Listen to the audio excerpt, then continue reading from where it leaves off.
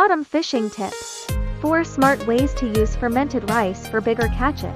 Hey anglers! Today, we'll discuss how to use fermented rice, or geomy, effectively in autumn fishing. It can be used as ground bait or direct bait. Great for autumn when fish eat more for winter, but small fish interference is common. 1. Increase bait weight. Crucian carp bait is often lit and can be eaten by small fish before reaching the bottom. Add 15% fermented rice to kneaded bait and under 10% to rolled or pulled bait. This makes the bait heavy enough to sink quickly, avoiding small fish and reaching target carp. Dipping in fermented rice. Dipping method. In open water, small fish can be a problem. Dip yours. Cook bait in fermented rice before casting. It adds weight for quick sinking, and more fermented rice at the bottom attracts fish continuously. It's simpler than using malt syrup. P3. Dipping in powder.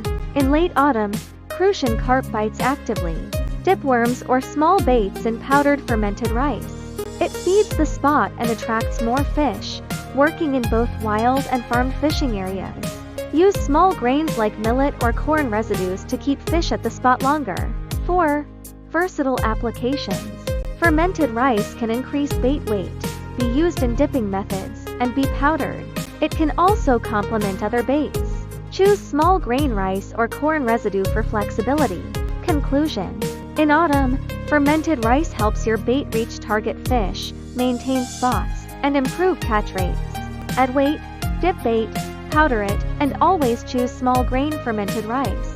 If you found this video helpful, like, subscribe, and turn on notifications for more fishing strategies. Tight line.